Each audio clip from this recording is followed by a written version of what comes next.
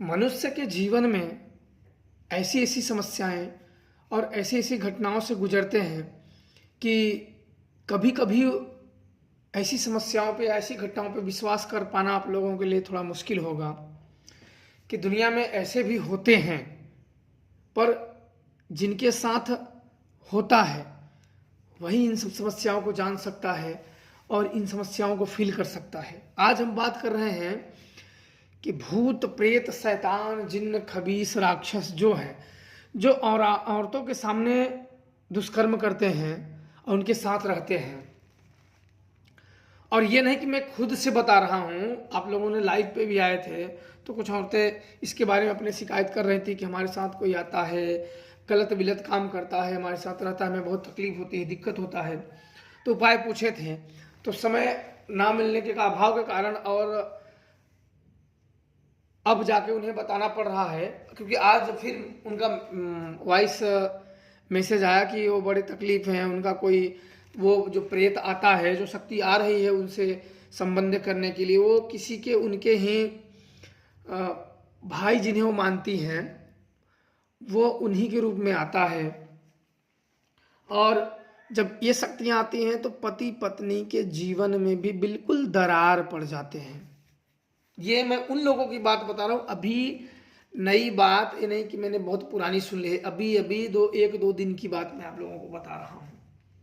हालांकि ऐसे केस मैंने देखे हुए हैं बहुत, लेकिन जो देखा होता है वही जानता है।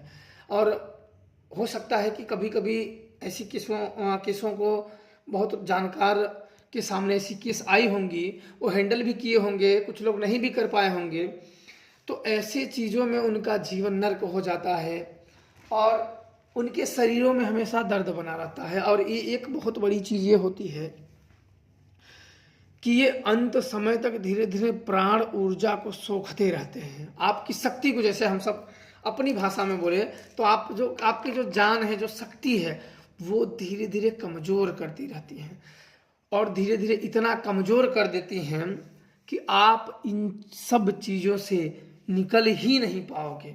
और फिर ये इतना अंदर जाके इतना आपके आत्माओं के साथ चिपक जाते हैं कि उसे हटा पाना फिर किसी की भी बस की बात नहीं है।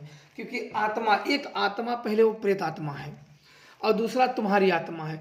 इन दोनों आत्माओं का जब मिलन हो जाता है ना, तो ये दोनों एक हो जाते हैं।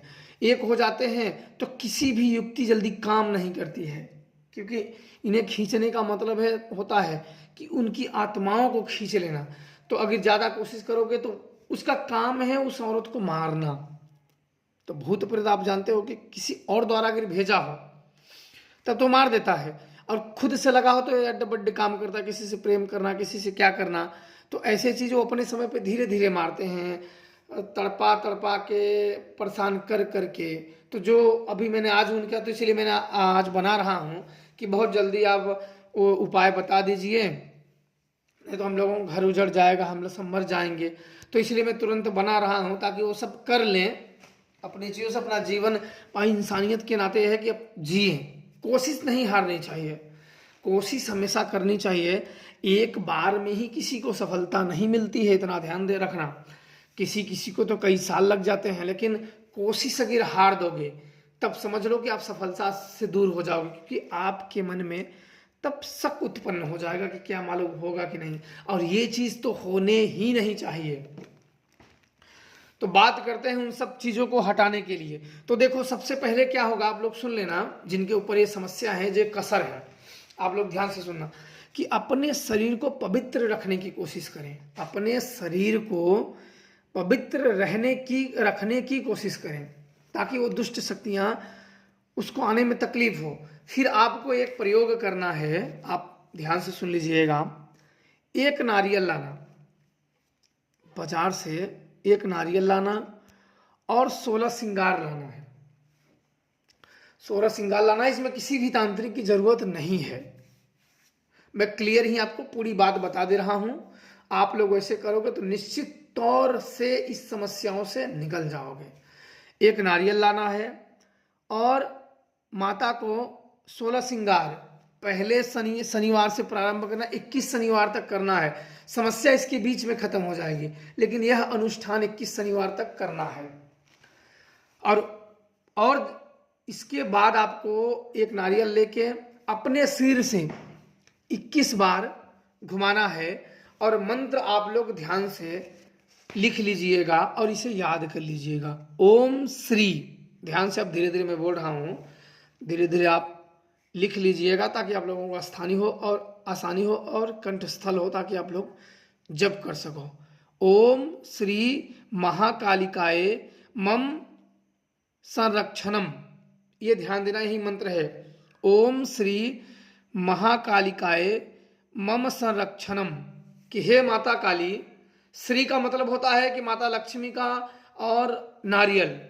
जब मेरे गुरुदेव ने ये मंत्र दिया था तो मैं आपको इसीलिए मंत्रों के भेद बता देता हूँ, क्योंकि ज़्यादातर मंत्रों के भेद नहीं ज्ञात होते हैं। श्री ओम का मतलब होता है ब्रह्मांडी, श्री का मतलब होता है कि उनको श्री चरणों में महालक्ष्मी का भी बीज मंत्र होता है जो नारियल से संबंधित हो। तो महाकालिका है कि हे माता काली, और मम मतलब हे महाकाली, हम संरक्षणम, हम आपके संरक्षण में है, हमारी रक्षा करो। तो देवी काली अगर ऐसे मान के आप पूजा पाठ करके, और फिर क्या करना है कि ये माता को अगर प्रसन्न कर पाए, देखो ऐसा है कि कोई क्रिया द्वारा ही देवी देवताओं को प्रसन्न नहीं किया जाता है। अगर आप प्रसन्न कर पाए तो आप यकीन मानिए कि इन सब समस्याओं से निकल पाएंगे, किसी भी तांत्रिक वांत्रिक बाबाओं की जरूरत नहीं पड़ेगी। क्योंकि बहुत इन लोगों ने बोला हुआ है कि मुझे किसी पे भरोसा नहीं है, सब ठग बैठे हैं। अब बताओ, पता नहीं है जानकार लोग कैसे क्या कर देते हैं कि आप लोगों के अंदर की मानसिकता ऐसी हो गई है बाबाओं के प्रति। तो ये क्रिया आप लोग करिए और ध्यान रखिए, ये क्रिया जो नारियल है, जो 16 श्रृंगार है, नारियल प्रतिदिन करना है, नारियल प्रतिदिन करना है। और वह नारियल माता काली के मंदिर में एक चुंदरी उसमें लपेट के वहाँ रखाना है, उसको फोड़ना नहीं, वहाँ रखाना है। और एक बर्फी शाम के समय में 7 बार अपने सिर से घुमा के कहीं आपके घर के थोड़ा दूर पे उसे छोड़ाना है। और 16 श्रृंगार माता को पहले दिन और 21वें दिन, 21 दिन की क्रिया है, 22वें दिन माता को 16 श्रृंगार और एक नारियल, पहले दिन एक नारियल 16 श्रृंगार, और आखिरी दिन 22वें दिन 16 श्रृंगार एक नारियल। और बीच में आपका जो क्रिया चलेगी, एक नारियल रोज और एक सफ़ेद बर्फी रोज। नारियल को माता के मंदिर में छोड़ना है और सफ़ेद बर्फी को किसी उजाड़ स्थान में, घर से थोड़ा दूर खेते बाड़ियों में, वहाँ छोड़ देना है। यह क्रिया आप थोड़े ही दिन करोगे, आपको स्वतः ही देवी काली की शक्तियों का आभास होने लगेगा कि कोई है। जिसको अनुभव ना हुए हो वो भी प्रयोग कर सकता है, जो भूत प्रेत से दुखी है वो भी व्यक्ति यह प्रयोग कर सकते हैं। तो आप लोग करिए और खुश रहिए। जय श्री महाकाल।